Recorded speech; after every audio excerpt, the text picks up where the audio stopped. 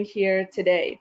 Let me give you a little bit of information. So over the next 30 to 40 minutes or so, we're going to be talking to you about creating an organization wired for change. Many organizations, private and public, have embarked in transformation paths in the hopes of achieving greater returns, outstanding competitive advantage, and developing a culture of innovation. Most have invested millions of dollars with the expectation of tens of tangible results after 2, 3 years. But the naked truth is that some will not achieve that expectation as they have not overcome their biggest challenge, which is the human resistance to change. So what can we learn from organizations that have successfully created an innovation culture and have gotten substantial results? In this webinar, we're going to be talking about the organizational psychology of transformation. When do organizations fail? What are the successful ones doing? How are corporations innovating in high entrepreneurial hubs? How do you actually wire change for your people? So to kick us off, let us introduce ourselves real quick. So we'll come and say hi to you guys. So my name is Elena. I am a partner at Bestern. I come from a corporate learning environment. I have my colleagues here joining me as well. I come from a background of higher education. In recent years, transformed into learning and development, and I've been doing corporate training sessions for a few years now and working with individuals, helping them thrive and perform at work. And today I have two amazing speakers with me. I'll pass it on to Ivan to introduce himself. Hello, my name is Ivan Palominos. So I have been working in corporate world for many years, and I had the chance, in fact, to live through a transformation of a major international organization. I was also part of the initial team who was responsible to make it happen. Either I had it in me or the experience encouraged me my sense of entrepreneurship. And 1 year and a half ago, I had the dream to solve the challenge of people productivity and mental well-being in corporations, which comes quite in hand, in fact, when you are doing change in your corporations. Most of the companies going through change have a moment, in fact, of interactions with the human realities, the psychology of their organization. And then what we do is that we help them transform in a better way, taking into consideration the psychological aspect of the employees. This is it for me. Jorge? Good evening, everyone. My name is Jorge Castellote. I'm originally from Spain. And for the past 5 years, I've been helping organizations, big and small, all the way from Fortune 500 to startups, transform into these new ways of working, as some of the companies can or want to describe. During that support into organizations, we found some things that are best practices and things that don't work. One of the key things is companies are trying, but we need to think of it as a system, and it's a very complex system when we have a lot of agents, and we need to make sure that we touch into all the different elements to make this happen. I've been in the region for more than 8 years now, and recently I moved to Seattle, which is where I am now, and it's 6 in the morning. Super early for you. You're on the other side of the world. Yes. So thank you for being with us super early. So let's just go ahead and kick off. So what we hear often from corporate leaders is that how do we get our people to innovate, right? And some companies, as we found out, they do quite well, right? They have the hackathons and those kind of typical scenarios to get people to innovate. And then if the team that wins, for example, they get this award maybe, and then the idea kind of disappears after that, or they have to come up with this 20-page business case study about the actual innovation. So what are the reasons that innovation actually fails, even if there are efforts? Jorge, I'll give this one to you. Very good question, and happy to answer that. And I would like to touch into a couple of things that you said. You mentioned the hackathon and you mentioned the business plan. There are two extremes when it comes to innovation in corporations. When they start tackling this big challenge, We call it the innovation theater, which is all the hype and starting with post-its everywhere and a hackathon and everybody's so excited. And it becomes just an event, one-off event where you don't bring anything of value to the table for several reasons. The other extreme is to take it as to take all these ideas as a traditional project where you, as you mentioned, you put together a business plan that it takes you 6 months to a year, 5 committees to approve whatever the budget is, and finally you implement it. What are the things that we've identified in our experience is that when you leave it only for as an event like a hackathon, it's you create a lot of frustration in the organization because you don't give it follow up. You don't give it follow up because behind all these activities, beyond the motivation and the new ideas that you can bring in one day, which is doable, you need to put a framework behind. And a framework comprises leadership, comprises a process, and also comprises to equip your team with the tools necessary to develop that from an idea to something that might or might not be implemented. Because that's the other thing we need to take into consideration. We can decide not to develop something. We can kill projects. And in that development, we cannot treat it as a traditional project where you put a team, you put a budget, and you develop it internally without testing anything with your customers until it's very well defined and you launch it. The problem with that is it might get right, but it's a big gamble. So what you need to do is you need to reduce the risk of that idea by constantly developing what we call MVPs, or smaller, it's a set of experiments to validate or invalidate the hypothesis behind your idea. And that's in a nutshell what we've seen. Thanks for that, Jorge. Iván? Yeah, I just wanted to add and build on what Jorge said regarding the risk on the transformation. So when we look at the hard figures, when organizations undertake transformation to either improve performance, we got hand of our research done by McKinsey, and we know that 70% of the organizations are failing, and the major reason being the execution itself. The idea makes sense, but they do not know how to actually implement it. So, and based on the discussions also that we have got with existing customers, and even thanks to, in fact, to the wisdom of Jorge, who has the possibility, in fact, to observe two worlds, the corporate world and also how startups progress, we were discussing about a couple of threats that appear when you, in terms of failures for corporations. One of them is the overconfidence. In fact, the company is doing well, so there is no need to any major transformation. So there is the label, the one-off event that you were mentioning, but there is nothing to support, and they just using it as a tagline. Then there is the fact that corporations might be entrenched in orthodoxy, holding on to beliefs that held true in the past, where old-timers use political tactics to lock down, in fact, the best resources in activities that are less important during the transformation process itself.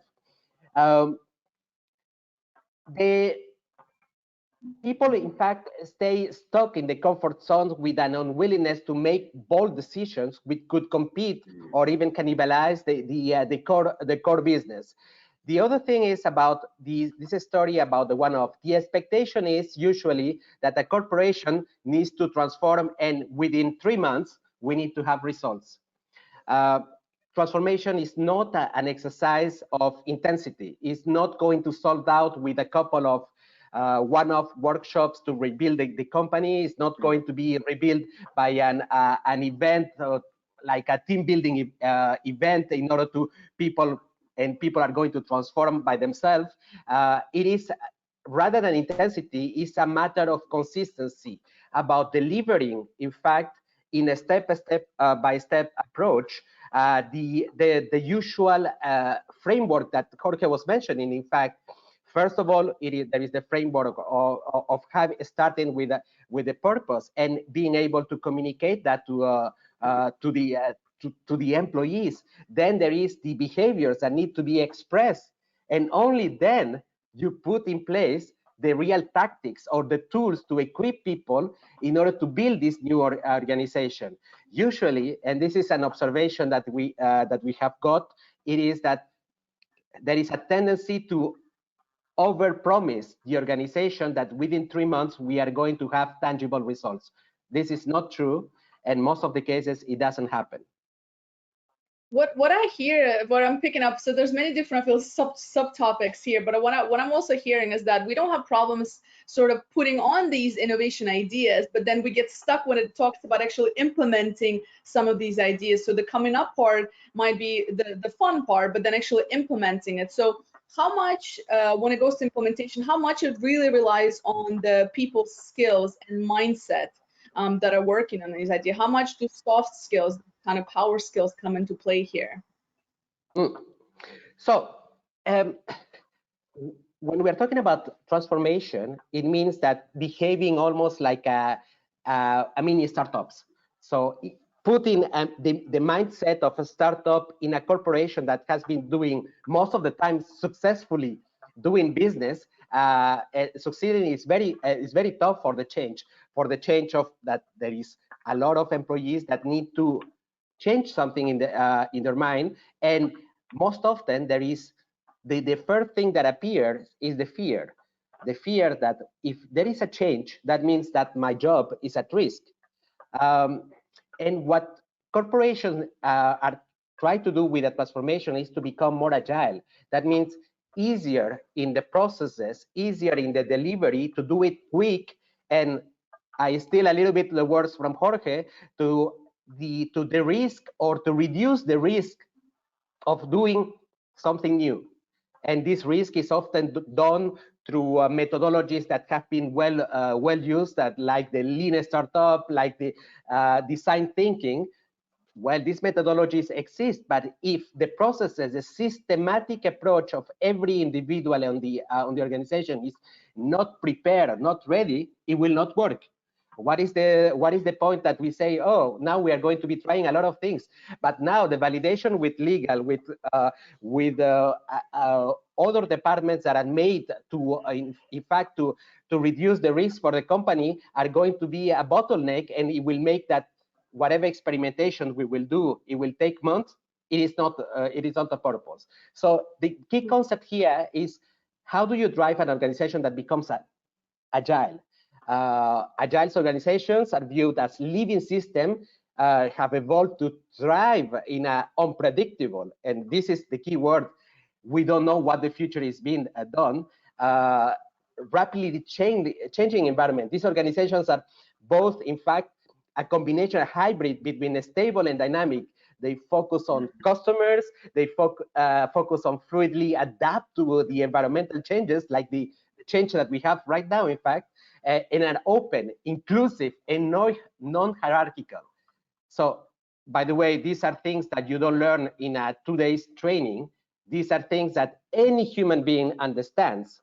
So it is about explaining to these human beings, your employees, what are the behaviors that should be expected. So agile organizations evolve continually and embrace uncertainty and ambiguity. So leaders need to 3 new sets of capabilities for this agile transformation. First, they must transform themselves. So the change comes from the top, the example, the role modeling, to evolve new personal mindsets and behaviors. Then employees need to observe these behaviors. Behaviors is acts, visually seen acts that you can see on a day-to-day basis. This is one. Secondly, they need to transform their teams to work in the new way. So now it's about the interaction. So I have transformed myself. How do I help my team to untap their potential? And the third, it is essential to build the capability to transform the organization by building agility into the design and culture of the whole enterprise. So it does not start by the bottom, it starts by the top, by visible behaviors. And this is the kind of power skills that needs to be developed and the mindset that needs to be developed in the new organizations. What do you think, Jorge? I mean, spot on. I wanted to highlight some things and add my 2 cents. You were talking about many things. You started with overconfidence. I think this is very important when organizations, or especially leadership, they have in mind this needs to work. When you are dealing with uncertainty and somebody in their back of their mind says this has to succeed, you have two behaviors behind that. You're not gonna do the riskiest things, or if you do something, you're gonna invest as much as you can in terms of your resources and your influence to make that happen. Whatever that one is not innovation, because you're pushing something that is uncertain to make it an implementation. And we've seen the companies are full of projects that they've invested a lot of money and they will not succeed. We can start with even Google Glasses. So we've seen it in big organizations, and we also see it in startups. It's the same mindset. So I always ask companies, if you have a project and you know how it's going to finalize, it's not risky enough, don't put it under the pipeline of innovation. It's probably not. Think of it, what are the most uncertainty things and the most things that are riskiest, and then start with that. But it's the overconfidence that you said that is behind that. Then you were talking about the implementation, and this is very tricky, because as you said, you need to equip your organization at the levels or at the decision makers of the organization, starting with the top. They need to walk the talk. People need to see their leaders, they're actually failing, where we don't talk about failure, we talk about learning. And then you need the middle management to be equipped to lead these teams that are coming up with new ideas or developing new businesses. So they need to be ready to not only to make better decisions in an environment that they haven't, is new for them, but also to have the support, as you were mentioning, all these support units that are protecting the assets of the organization, such as marketing, procurement, legal, finance. These units are defined to actually protect the organization, protect the assets. And that's why they are stopping things that might be risky. So that's why you need to reduce your risk in pockets that are good enough for the rest of the organization. And finally, you need to have your team to understand the way you're going to be developing things, which is quite different from the traditional approach. And the funniest thing about organizations is that they've spent, for the last 20 years, they've spent a lot of money and time in training all their people in a certain way, which is conform to the norms. Policies are what you need to follow. And in 1 week of 3 trainings, they want them to behave differently. So it's like going to the gym. Are you gonna change? Are you gonna change by going 3 times to the gym? I don't know. I haven't met anybody so far. So that's one more thing that I wanted to add is what you say, Ivan. What we call it the two, in a simplistic way, to identify or to describe what companies are doing, is 2 main areas. One is run the business, the other one is change the business. Run the business is all about optimization, performance of the business model that you've already developed and you know that it works. And that's probably 80 to 90% of your activity. and resources. And then you have the other part, which is change the business. And it's completely different. It's about exploration, it's about testing, it's about failing. And you need different tools, you need different people, you need different mindset. And you need to be able to combine those two things. And it's not easy. Companies that have that are born from technology and they have used technology as the driving force of the whole business model they have embraced this type of way of working, whereas the more traditional ones are still stuck in the 100% of taking it as a run the business, as opposed to giving that fraction, depending on your industry, into change the business. So you already kind of started touching base on my next question, but you haven't had experience in the Middle East, in Europe, and now in the US. And Yvonne, maybe for you as well. Can you give us some examples of companies that are doing well when it comes to innovation, where innovation actually works? Are there any companies that manage to go from traditional to exponential growth? Well, you have the fact everybody knows about Facebook, Apple, Amazon, Google. They were born with technology, and they were born already embracing these new ways of working, and especially the mindset. I wanted to highlight things from them that I find are very valuable. I would say before is you need to find your own recipe in your own company, what it works. And at the end, you need to allow your organization that pocket of change the business. You need to first understand, am I, as an organization, are we actually putting that 10, 20% into change the business? And secondly, based on our own culture, how can we start building that? So there are examples of the famous 20% from Google, which is basically every employee, if they want, they can take that 20% for any project that they find is could be add value to the organization. You have 20% of the time, you mean? Sorry? 20% of their time, so they take some 20% of their working time, or how does it work?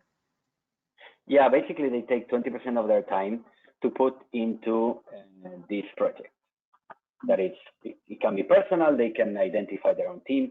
It's very, these organizations have managed to build an ecosystem where it's very flexible, where you bump into people, even in a, in a pause in your work, and you can actually network and discuss ideas and coming up with a project, quite fluid. The other example would be Amazon. They have it's kind of similar, the culture where you can come up with your own ideas, and they use a very simple framework. They call it PR FAQ, where they ask you, imagine that you're launching your product. What would be the press release? That's PR for press release. And what would be the frequently asked questions, the FAQ? So that positions everybody into thinking about the customer. What problem are you solving? What need are you solving? And who is your customer? Those are the norm. Then you have other companies who are implementing or embracing the methodology that is coming from Google. It's called the design sprints. And we've seen a lot of value on that, because what you do is you start with the design sprint, and the design sprint is your initial spark to drive the whole transformation. You can start with one design sprint, and that pushes the organization to work differently. And you can use these design sprints as your MVPs, your minimum viable products, to identify what are the barriers internally in your culture that is not allowing you to work that way.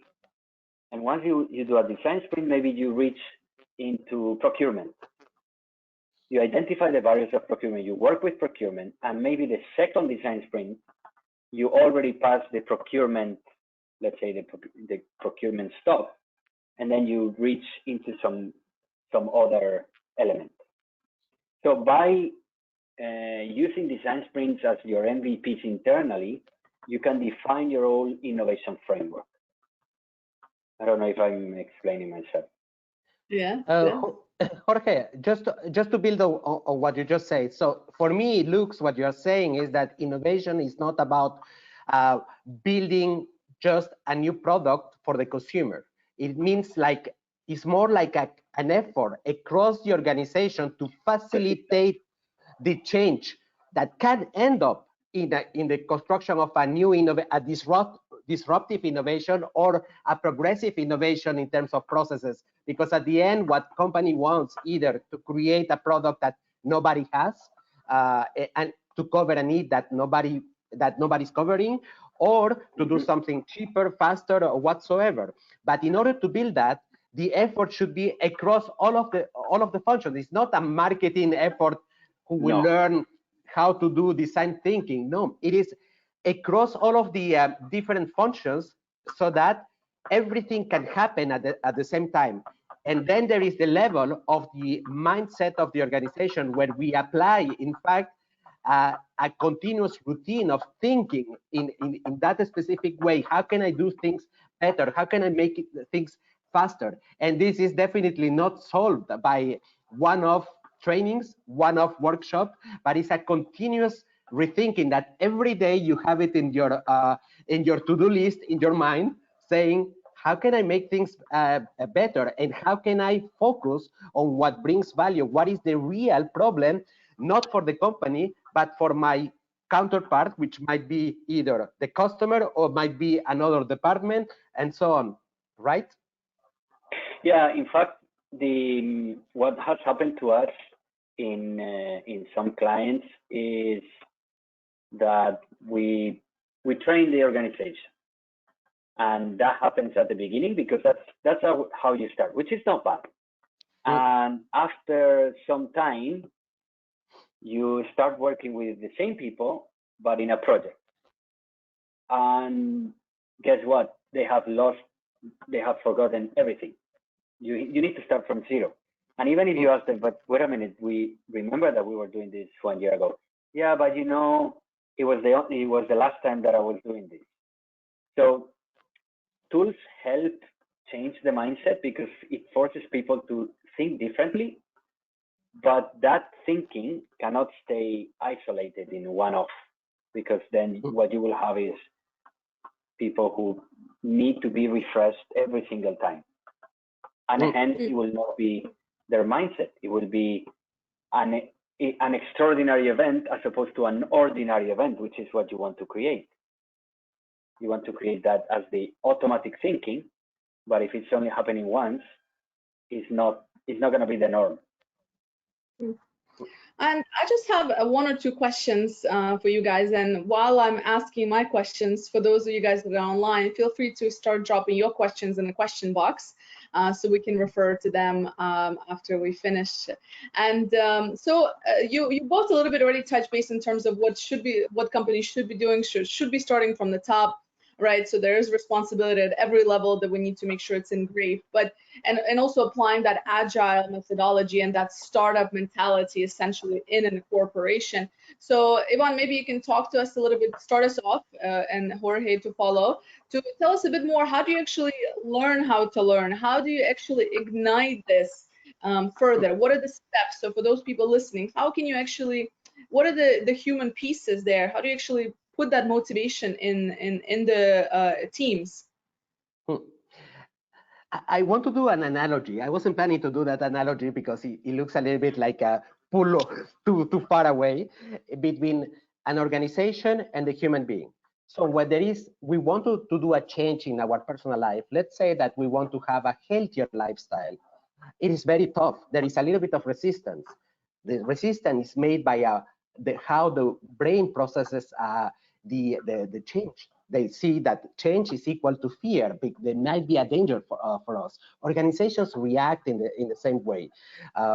So what to ensure that the organization is ready for the change, what we have seen and that has better results in our own practice in Western is that the initial stage is to prepare the ground, covering the organization needs during the time of transformation. So for the ones who are familiar with the Maslow pyramid of needs, so some of the things that are basic for human beings, the employees, is the fact of feeling safe. Am I going to lose my job or not because I'm not ready for that? Is that my responsibility?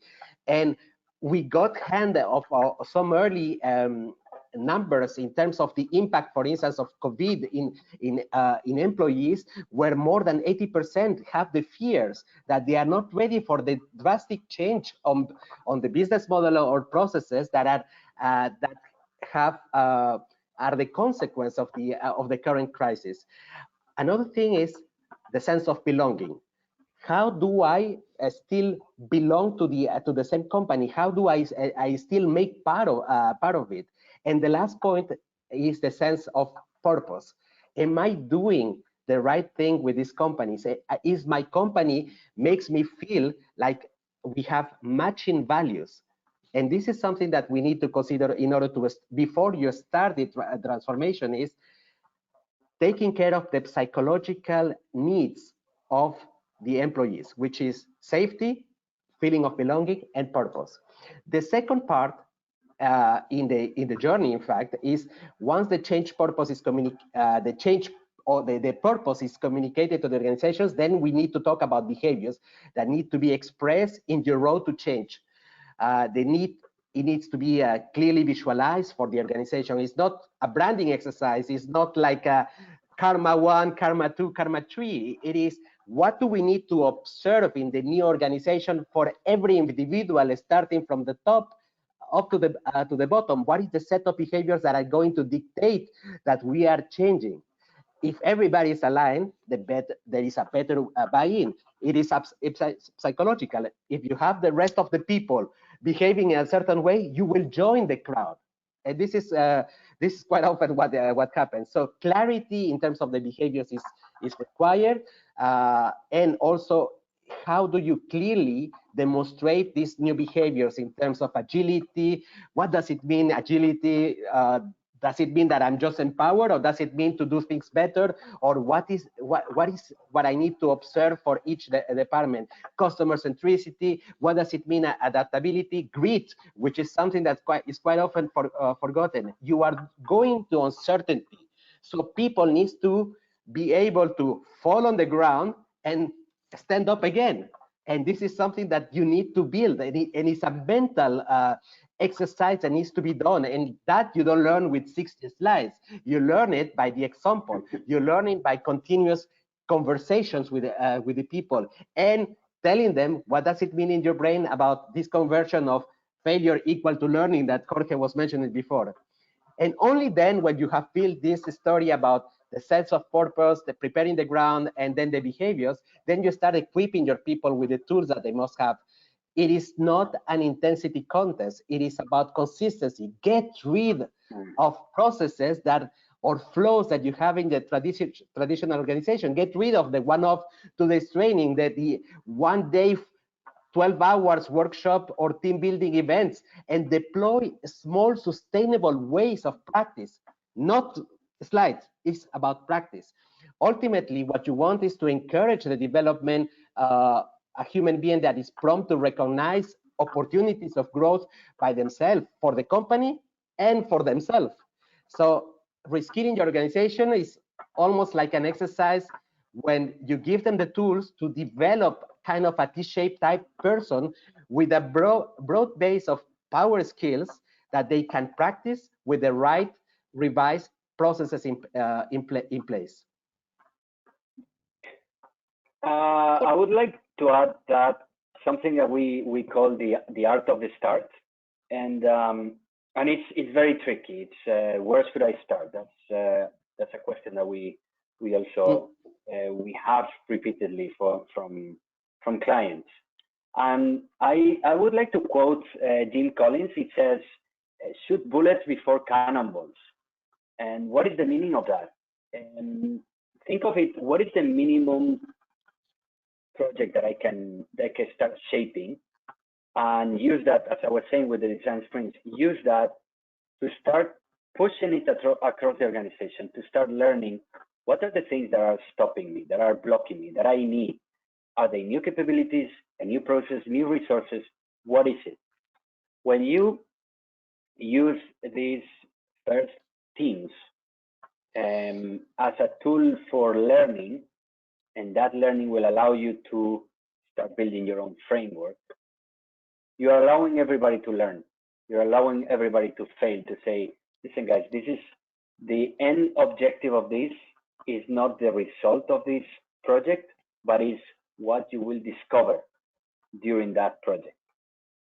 And if you allow, or if you prepare the whole organization to take it that way, in a matter of months, you will have a better understanding of what it takes your organization to move any project from idea to results.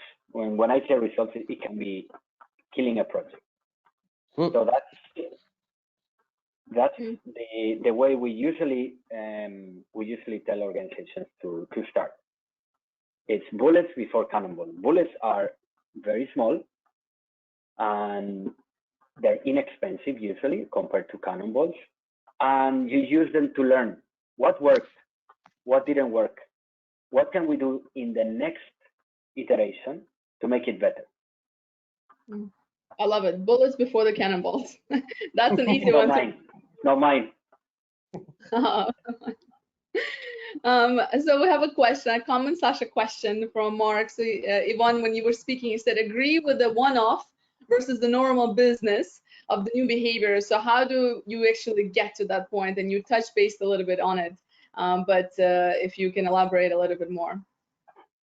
So I hope that I understood correctly the question. So it's about how do you make a person, instead of just acquiring knowledge that is going to be stored in the brain, how do you make them have the motivation, the engagement in order to practice it? And sometimes the knowledge might be very simple. I will not go into the details. So what you need to have is a path of conversion in the brain of employees where they are creating a routine. They are acquiring a knowledge and practicing in small pieces so that it becomes something that is reflex, a little bit like driving a car without thinking. So if you want to create a new mindset or a new wave of soft skills or power skills that we were mentioning in terms of autonomy or in terms of the mindset that they need to apply, these power skills only can be acquired and practiced if you do it in small pieces. So today, day one, you learn just for half an hour something, and then you put it in practice in your day-to-day. You debrief the person about how did it go, what could be done better, and you add on top a new piece of knowledge in order to be able to create a routine. Because what you want is that not that they know, but that they practice the new behaviors. So practicing of new behaviors, it happens only when it's mapped with the way our brain works. Thank you for that, Mark. I hope we answered your question. Please feel free to now at this time share your questions. And Jorge, if there's anything you want to add in the meanwhile, I'll wait for more questions to come in. Jorge, you mentioned something that was quite interesting about, in fact, on how startups or even bigger corporations are instilling, in fact, new behaviors. And you didn't mention, in fact, about learning new behaviors. It is about facts, like, for instance, you were mentioning that there is certain corporations that have where you can devote 20% of your time to work in the project that you want. and to present it to the board, and in order to create this innovation and this engagement, and also the sense of autonomy. So for me, it is based on the discussions that I have got with certain organizations, it is very difficult to let go. People think that, yeah, if I give my employee 20% of the time and I don't have the control on what they're doing, they might be doing whatever. I don't have any more the control. But is there really many companies, or is it something that really are trending in the world, to leave this sense of autonomy to your people? Yeah, that's well, what I've seen in the US, or at least the companies that I am connected with. There's a big trend on that across all levels. Even small organizations, they are pushing you to have your own personal project. They would give you, let's say, out of the 40 hours of a weekly work that you have to commit to, they will tell you take 5 and use them for your own purpose, because they understand that will not only motivate you more to stay in the company, but it will also add certain skills that probably you don't have today, and you're using those 5 hours at your own spend to build capabilities that are more related to entrepreneurship. And that's happening across all organizations. And now it's becoming, in the US, it's becoming more of a must as opposed to a plus, because it's becoming ingrained into all the companies. Generations now are expecting that from organizations, and they will choose between one organization or the other depending on that. And when you're competing with talent, you need to be aware of this. Exactly. We have a question from Nada as well. So Nada, great to see you as well. She asked, how can we help management walk the talk of transformation? I think based on my experience, what really worked is that they actually go through the experience. And you can do this in many ways, but you need to make sure that they are the first ones to understand what it means to try, to make an experiment, to try something new. You can do that depending on your leadership. They don't have time by default. So what worked in the past is we prepared a very intense 3 hours session where we would put them into a room, and we would put all the tools needed for them to come up with a test in front of real customers. We even brought people so they could have feedback from the customers, and the result was it was quite interesting, because you could see top management who are used to make billion-dollar decisions and they would come up with the idea, and they would push that idea in the team because they are the leaders and they are the top management. And the client would say, no, that's not what I like. And they would be surprised, like, wait a minute, what do you mean you don't like it? That's the arrogance that we're talking about. And it's coming from the client who has no commitment. He cannot influence this person because of his title or his position in the company. So I would strongly suggest to start with them in an experimental way. It's not, as Ivan says, it's not a 60 slides PowerPoint. It's to put them in an environment where they are building something. It can be very small, or you can even accommodate a team around them to develop whatever it is.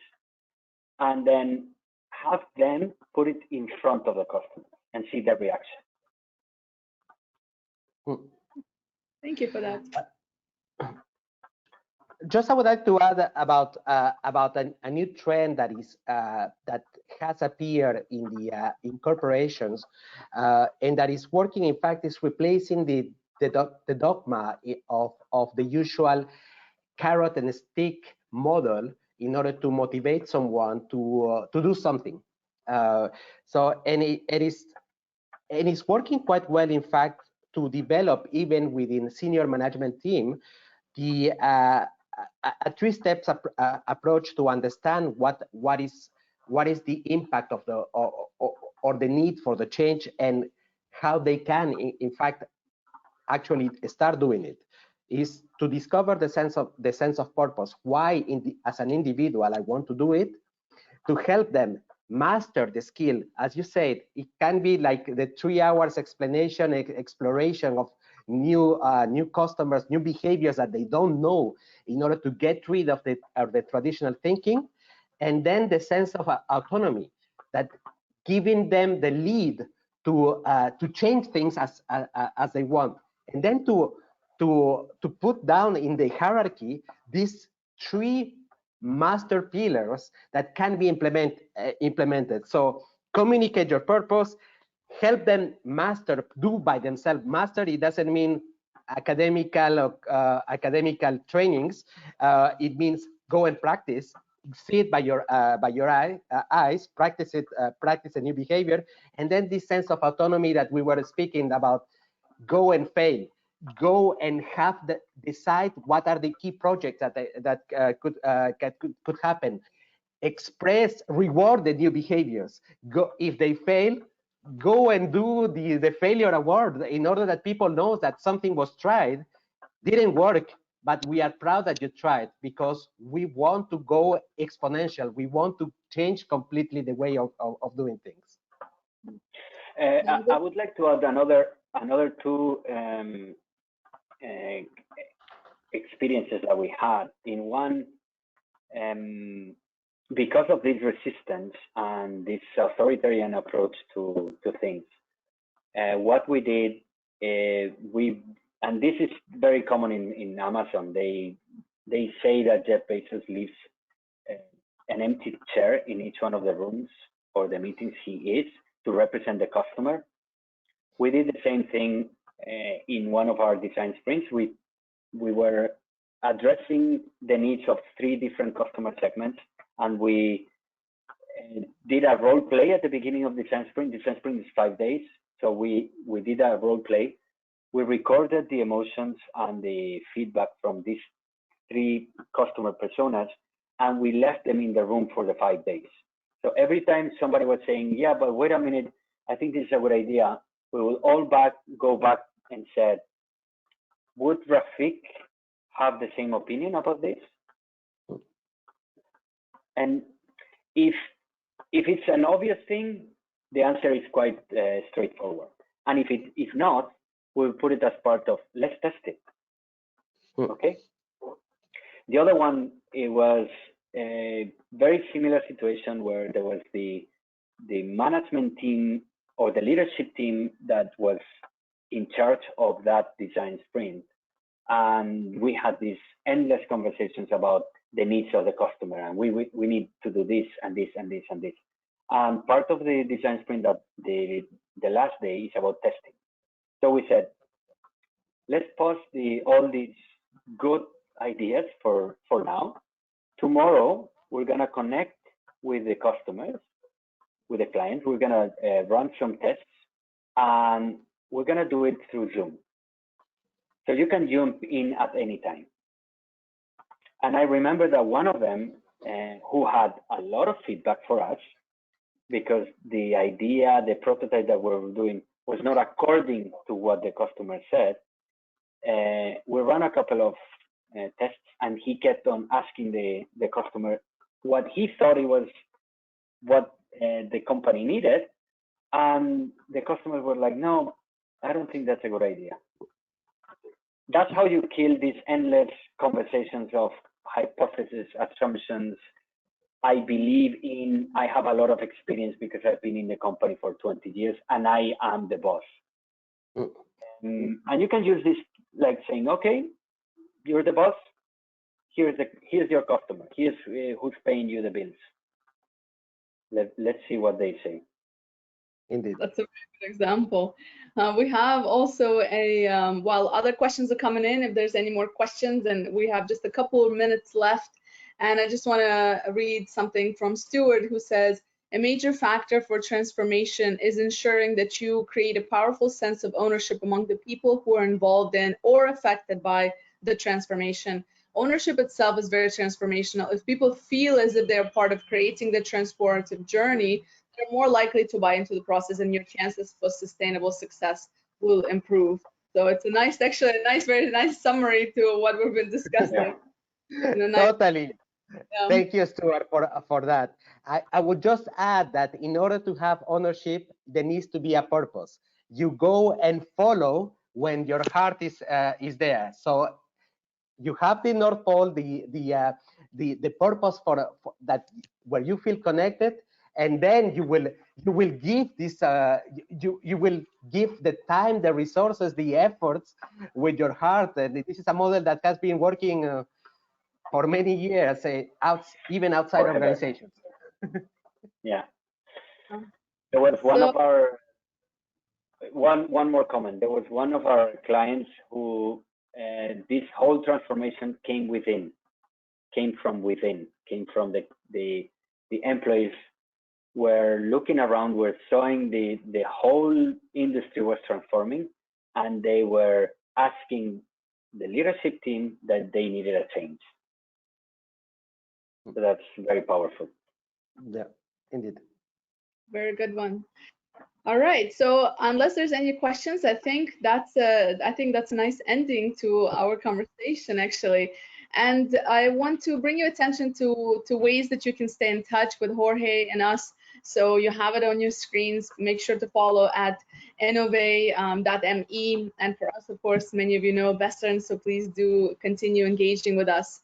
And if there's anything else that you guys want to add as final thoughts, anything else you want our audience to keep in mind as they're looking to transform, hopefully, their organizations.